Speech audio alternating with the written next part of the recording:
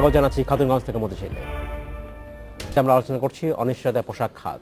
এ নিয়ে আলোচনা করতে আমাদের সাথে স্টুডিওতে রয়েছেন বিজিএম এর সাবেক সভাপতি টিপু মুন্সি এবং বিআইডিএস এর senior research fellow doctor Naznin Ahmed. জনাব মুন্সি এবং ডক্টর আহমেদ, আপনাদেরকে স্বাগত জানাচ্ছি আরেকবার।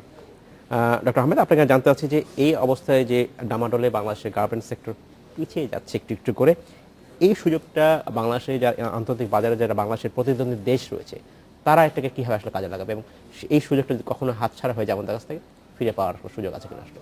জনাব টিপু মুন্সি কিন্তু আগেই বলেছেন যে আমরা কি করে গার্মেন্টস ব্যবসায় ঢুকলাম, ইতিহাসটা বলেছেন যে শ্রীলঙ্কার সমস্যার কারণে বায়াররা আমাদের এখানে এসেছে এবং সেটাকে কাজে লাগিয়ে আজকে আমরা কোথা থেকে কোথায় এসেছি।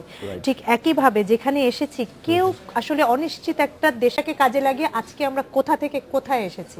ঠিক একইভাবে যেখানে এসেছি কেউ আসলে অনিশ্চিত একটা দেশের সাথে আপনি নিজেও বাণিজ্য করবেন না, যে দেশের সমস্যা চলছে সেখানে, কারণ বাণিজ্য উপলক্ষে তাদেরকে আসতে হয়, যেতে হয়। এবং গার্মেন্টস ব্যবসাটা এমন, এখানে কিন্তু বিশেষ করে আমরা যেসব দেশে পাঠাই অর্থাৎ ইউরোপে এবং আমেরিকায়, সেখানে কনজিউমাররা খুব ডিজাইন কনসার্ন এবং ওই ডিজাইনটা ওই সময়ই ওনাদেরকে পাঠাতে হবে, ওইটা অন্য সময় পাঠালে হবে না। এবং সেই কারণে টাইমিংটা খুব ইম্পর্টেন্ট।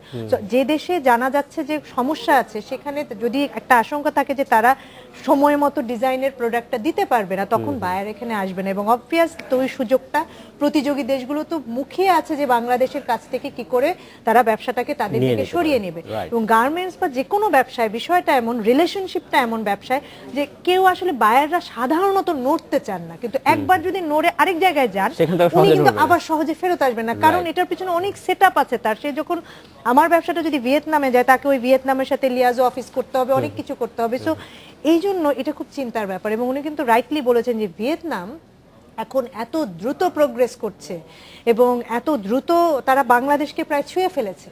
সেই যদি হয় তাহলে আমরা আশা করছিলাম যে না, আমাদের যে দ্বিতীয় অবস্থানে আছি আমরা গার্মেন্টস এক্সপোর্টে, সেখানে আমরা চায়নার কাছাকাছি অন্তত কি করে যেতে পারি, সেটার থেকে তো আমরা আসলে অনেক দূরে সরে যাব।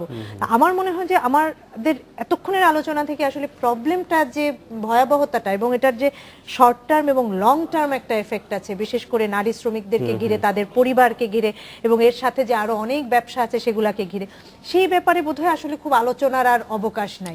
এখন হচ্ছে যে ওয়েদার আমাদের পলিটিশিয়ানরা এটা ফিল করেন কিনা, বুঝছেন কিনা, এবং কোন দল ক্ষমতায় আসলো সেটা বড় কথা না। আজকে যারা ক্ষমতায় আছেন তারা চলে গিয়ে যদি আরেক দল ক্ষমতায় আসেন, তাদেরকেও তো এই ধরনের অবস্থায় ফেস করতে হবে।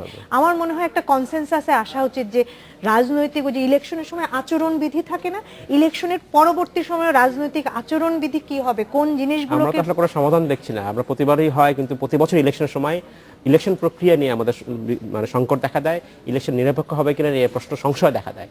এই অবস্থা দূর করতে হবে আসলে রাজনীতিবিদরাই, তারাই আসলে তারা এগিয়ে আসছেন না কোনোভাবেই, আমরা দেখছি না কখনোই আসলে।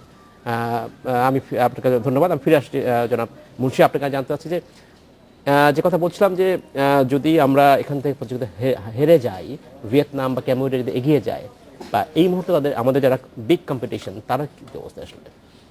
আরেকটু বলেন প্রশ্ন। আমাদের যারা বিদেশি প্রতিদ্বন্দ্বী রয়েছে গার্মেন্টস ব্যবসায়, ভিয়েতনামের কথা বলা হচ্ছিল, কম্বোডিয়ার কথা বলছিল, তারা আসলে কিভাবে এগিয়ে যাচ্ছে এবং সেইখানে তারা ইন্টারন্যাশনাল বায়ারকে কিভাবে আকৃষ্ট করছে এই মুহূর্তে? হচ্ছে কি, প্রত্যেকেই তো চেষ্টা করবে, যেমন দেশের অবস্থান থেকে, ব্যবসার ইন্ডিভিজুয়াল অবস্থান থেকে তারা প্রোগ্রেস করার চেষ্টা করবে।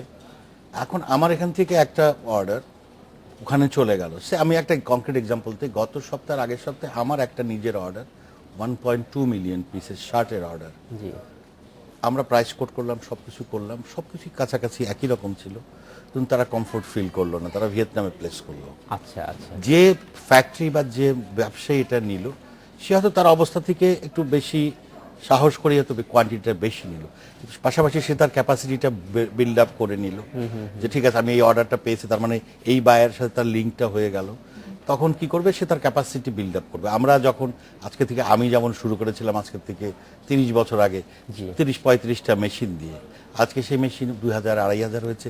এই সুযোগ পেয়েছি বলেই তো ক্যাপাসিটি বিল্ড আপ করেছে।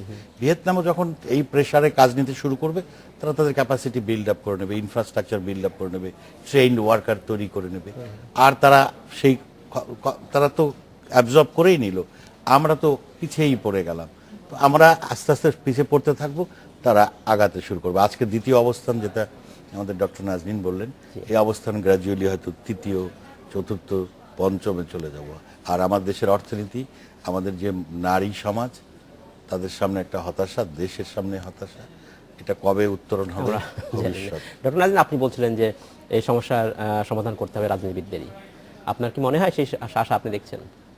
আসলে রাজনৈতিক আলোচনায় যেতে চাই না, কারণ আলোচনাটা গেলেই মন খারাপ হয়ে যায়, খুব যদি অনেস্টলি বলি। কিন্তু আমি মনে করি যে এ কথা সবাই স্বীকার করবেন যে রাজনীতি যদি এভাবে চলতে থাকে তাহলে আসলে আমরা একটা সময় ব্রেন ড্রেন বলতাম, বেশ দেশে থেকে ভালো Right. বুদ্ধিমান লোকজন বিদেশে চলে যেতেন, সেই ট্রেনটা কিন্তু কিছুটা হলেও কমেছিল। কারণ আমরা বাংলাদেশের উজ্জ্বল একটা সম্ভাবনা দেখেছি, মধ্য আয়ের দেশে যাওয়ার সম্ভাবনা দেখেছি, পরিকল্পনাগুলো হয়েছে।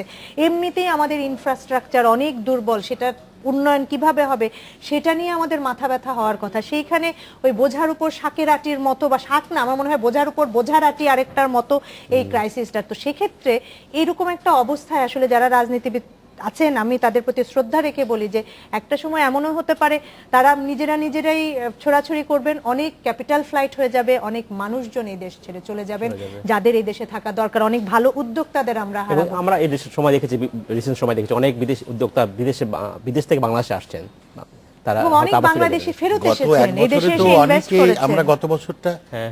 পিসফুল ছিল, আমরা কিন্তু ভীষণ আশাবাদী হয়ে গেছিলাম ব্যবসায়ীরা যে ঠিক আছে, আমরা অন্তত সার্টেন সময় পর্যন্ত এই অবস্থা চলতে থাকলে আমাদের যে ক্ষমতা আছে, বিশেষ করে যে হাতগুলো রয়েছে, যে আমাদের মেয়েরা রয়েছে, ইন্টারেস্টিংলি সারা পৃথিবীর সব জায়গাতে অধিকাংশ মেয়েরা কাজ করে, কিন্তু আমাদের মেয়েদের হাতের স্টিচিং ওয়ার্ক অত্যন্ত সুন্দর, উন্নত মানের। উন্নত মানের। আমরা ব্যবসা ধরে ফেলতে হবে, যার জন্য এবছর আমরা টার্গেট করেছিলাম $27 বিলিয়ন 25 আর সেখানে এসে আমাদের কথা, শেষ কথা, রাজনীতির কথা আলোচনা না করে শুধু এইটাই বলতে চাই যে আমাদের অন্তত নিরাপত্তা দেন, আমাদের অন্তত সিকিউরিটি দেন। Exactly. আমরা ব্যবসায়ীরা আমরা ব্যবসা চলে যাক, আপনারা রাজনীতি আমরা করে করেন। দেব, শুধুমাত্র আমাদের অন্তত এইটুকু দেয়। রাজনীতিবিদরা করেন, কিন্তু ক্ষমতায় যারা আছেন তাদের উদ্দেশ্যে তার কথা একটাই যে আমাদের শান্তি দেন, যেভাবে আমাদের নিরাপত্তা দেন। আমরা আমাদের এই ট্রেডে আমরা 2 নম্বরে আছি, 1 নম্বরে খুব কাছাকাছি চলে যাব। আর রাজপথে রাজনীতিবিদরা যাই করেন, অন্তত রাস্তাঘাটে মানুষ মারার এই রাজনীতিটা বন্ধ করা। যারা মুন্সি, আপনাকে অসংখ্য ধন্যবাদ। ডক্টর নাজনীন, আপনাকে অসংখ্য ধন্যবাদ। তারপর আমরা আশা করবো যে আমাদের যারা রাজনীতি করছেন তাদের মধ্যে শুভ বুদ্ধির উদয় হবে এবং আমাদেরকে জিম্মি না করে তারা রাজনীতি করবেন। অসংখ্য ধন্যবাদ আপনাদেরকে। আমরা আজকে মধ্যে শেষ করতে হচ্ছে, ভবিষ্যতে আপনার সাথে আমরা আবারও কথা বলবো। এই ছিল আজকের মধ্যে খাতুনগঞ্জ থেকে মধ্যে ছেলে, আমাদের সাথেই থাকবেন, দেখা হবে আবারও।